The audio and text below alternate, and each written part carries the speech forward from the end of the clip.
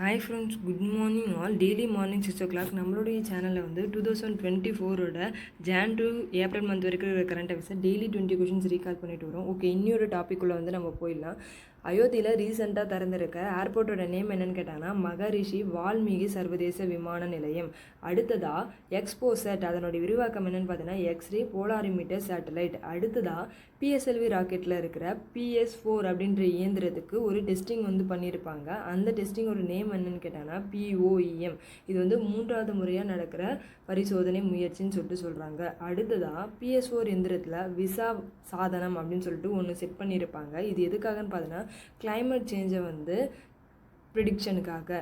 இதை வடிவமைச்சது யாருன்னு பார்த்தீங்கன்னா திருவனந்தபுரத்தில் இருக்கிற லால் பகதூர் சாஸ்திரி மகளிர் தொழில்நுட்ப கல்வி நிறுவன மாணவிகளால் வந்து இந்த விசா சாதனம் வந்து வடிவமைக்கப்பட்டுள்ளது. ஓகே, நெக்ஸ்ட்டு போயிடலாம்.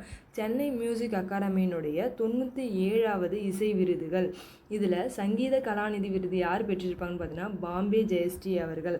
அடுத்ததாக சங்கீத கலா ஆச்சாரியா விருது வந்து யார் பெற்றிருப்பாங்கன்னு பார்த்தீங்கன்னா பல்குலங்கரா அம்பிகாதேவி அவர்களும் மிருதங்க வித்வானான KS காளிதாசன் அவர்களும் பெற்றிருப்பாங்க. அடுத்ததாக டிடிகே விருது யார் பெற்றிருப்பான்னு பார்த்தீங்கன்னா தவில் வித்வானான TR சுப்பிரமணியனும் வித்வான் B சத்குருநாதன் அவர்களும் 2 பேரும் பெற்றிருப்பாங்க. அடுத்ததாக இசையறிஞர் விருது யார் வாங்கியிருப்பாங்கன்னு பார்த்தீங்கன்னா டாக்டர் S பத்மநாபன் அவர்கள்.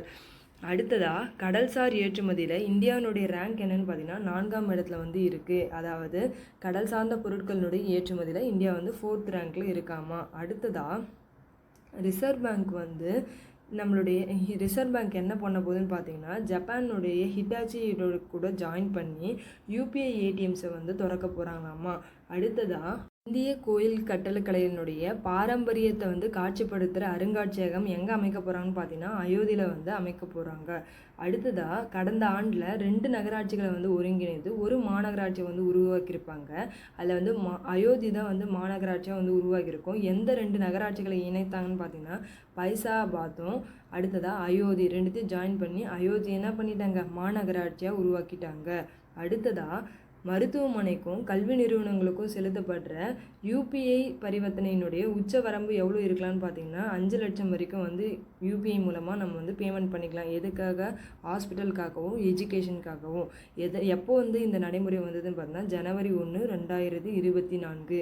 அடுத்ததாக மத்திய அரசினுடைய திறன் இந்தியா திட்டத்தின் கீழ் செயல்படுற ஆய்வகத்துக்கு பேர் என்னன்னு பார்த்தீங்கன்னா அடல் டிங்கரிங். இந்த லேப் வந்து எங்கே இருக்குதுன்னு பார்த்தீங்கன்னா வந்து அரசு பள்ளிகளில் வந்து செயல்படுத்திட்டு வராங்க. அடுத்ததாக அயோத்தி கண்டோன்மெண்ட் ரயில் நிலையத்தினுடைய பேர் வந்து மாற்றிட்டாங்க.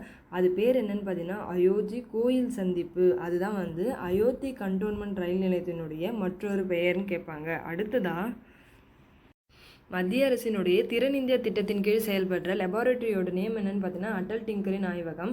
இது வந்து குறிப்பாக கவர்மெண்ட் ஸ்கூல்ஸில் தான் வந்து இருக்காமா. அடுத்ததாக அயோத்தியில் இருக்க கண்டோன்மெண்ட் ரயில் நிலையத்தினுடைய பேர் என்னன்னு சேஞ்ச் பண்ணியிருக்காங்கன்னா அயோத்தி கோயில் சந்திப்பு அப்படின்னு சொல்லிட்டு நேம் வந்து சேஞ்ச் பண்ணியிருக்காங்க. அடுத்ததாக கருத்துக்களை பற்றி ஆய்வு செய்வதற்காக JAXB சேட்டலைட்டை வந்து இட்டாலியும் அமெரிக்காவும் சேர்ந்து 2021 வந்து சென்ட் பண்ணியிருப்பாங்க. இதில் வந்து நம்மளுடைய இந்தியா இதில் 2வது முறையாக வந்து அனுப்புறதுக்காக களமிறங்கியிருக்காமா. அடுத்ததாக உலக முதலீட்டாளர்கள் மாநாடு 2024 எங்கே நடந்ததுன்னு பார்த்தீங்கன்னா சென்னை நத்தம் ட்ரேட் சென்டரில் தான் வந்து நடந்திருக்கும். ஜனவரி 7, 8 2 நாட்கள் வந்து நடைபெற்றிருக்கும். அடுத்ததாக இதனுடைய இலக்கு என்னன்னு சொல்லிட்டு பார்த்தீங்கன்னா 2030க்குள்ளே நம்ம தமிழகத்தை ஒரு பொருளாதாரத்தில் வந்து $1 ட்ரில்லியன் அமெரிக்க கொண்ட பொருளாதார மாநிலமாக வந்து மாற்றணுன்றது தான் இதனுடைய இலக்காக இருக்குது. அடுத்ததாக சாகர் பரிக்ரமா திட்டம். சாகர் பரிக்ரமா அப்படின்னா கடல் பயணம் 2022 வந்து தொடங்கப்பட்டிருக்கும் இந்த திட்டம். இந்த திட்டத்தில் என்ன பண்ணுவாங்கன்னு பார்த்தீங்கன்னா மீனவர்களை வந்து சந்தித்து அவங்களுடைய குறைகளை வந்து கேட்டு மத்திய அரசினுடைய திட்டங்கள் எல்லாமே அவங்களுக்கு வந்து எடுத்துரைத்து அதன் மூலமாக அவங்களுக்கு என்னெல்லாம் செய்ய முடியுமோ எல்லா பெனிஃபிட்லாம் வந்து செய்ய முடியுமோ அது எல்லாமே வந்து செய்வாங்க. அடுத்ததாக மீன்வளத்துறை வந்து சென்ட்ரல் கவர்மெண்ட்டில் எப்போ வந்து ஆரம்பித்தாங்க, மீன் வளத்துறைனே தனியாக ஒரு டிபார்ட்மெண்ட் வந்து 2019. அடுத்ததாக உலகிலேயே இறால் உற்பத்தியில் முதலிடம் வகிக்கிறது வந்து இந்தியா தாமா. அடுத்ததாக இந்தியாவினுடைய பழமையான பாதுகாப்பு சிந்தனை குழு எதுன்னு பார்த்தீங்கன்னா United Service Institution of India, அதாவது USA. இது வந்து 1870 வந்து ஏற்படுத்தப்பட்டது. ஓகே ஃப்ரெண்ட்ஸ், இன்னோட கரண்ட் அஃபேர்ஸ் இதோட கம்ப்ளீட் ஆகுது. நாளைக்கு வந்து வேறு ஒரு 20 கொஷின்ஸோடு வரலாம். ஓகேவா? Thank you all.